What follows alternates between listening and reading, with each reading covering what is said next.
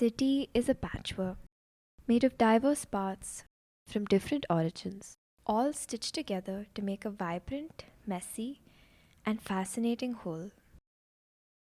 Take a walk with me as I explore the fabric of Chickpete. On my very first visit, when I stepped out of the metro station, I was filled with overwhelm. There were so many bodies in space, moving with purpose. It felt like the floodgates of people had been released and I was being carried along in its waters. Navigating through the busy streets of Pete feels almost like a dance. Like with any new art form, it takes time to get your bearings. But soon I found myself dancing the dance as well. From this initial introduction, you wouldn't expect stillness to be a part of Pete, but it is there, though not apparent at first. Stairs, for example, double up as a resting spot and a vantage point that many, including myself, take advantage of. Sitting on stairs creates a chance to slow down, to watch the world as it goes by. Stairs are meeting spots as well, places for people to come together to relax and to converse. Stillness also became apparent when I left the main road and made my way into the small lanes. And it really does have some small lanes. Some of them you might not even be able to describe as lanes. They are just gaps in between buildings. But they are paths regardless, drawn by the feet that walk them. To me, this is the very thing that characterizes Pete. The uneven, unstructured way in which the place unfolds makes it. There is so much of life squeezed into its streets that it feels larger than life. There is something new to be seen in every step, especially if you let your curiosity guide you. My senses were called to attention every few moments with all the colors, textures, smells, and even tastes when I stopped to grab a bite.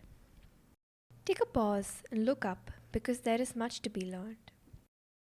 The patterns on the walls of the old buildings, the way they slice up the sky as they come together, and an unexpected friend or two.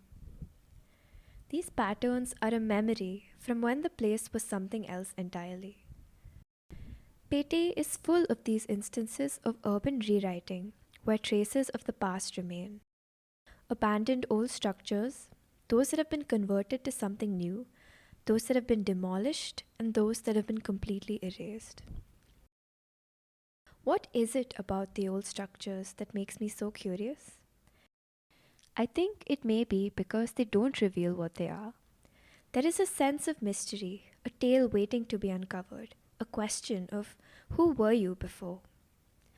There is also a sense of loss in knowing that some of these places may not be there in the future, their stories forever lost to time.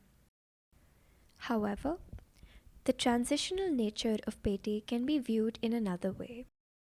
It is what makes it a living, breathing space, a slice of history still in use, not preserved and inaccessible. The contrast between old and new is plainly visible, and it begs the question, how much of the past do we want to keep, and how much should we let go of for progress? Finally, the thread that creates the patchwork, that binds all of these layers of the place together, are the people. They determine how the place is used, how it changes, transforms, and becomes. Their creativity and practices are what make the place so interesting to me every time I visit. Their adaptability and tenacity are what has helped them keep the market thriving despite the changing landscape of urban life. Many of them have migrated from different parts of the country, and their stories add a richness to the fabric of the space. Walking through Pete has taught me to see the world around myself a little differently, to pay attention to and observe the small details, to look beneath the surface, to find beauty not in a traditional sense, but in the ways that you don't expect, to take in all the parts of the patchwork and to understand how I fit into it.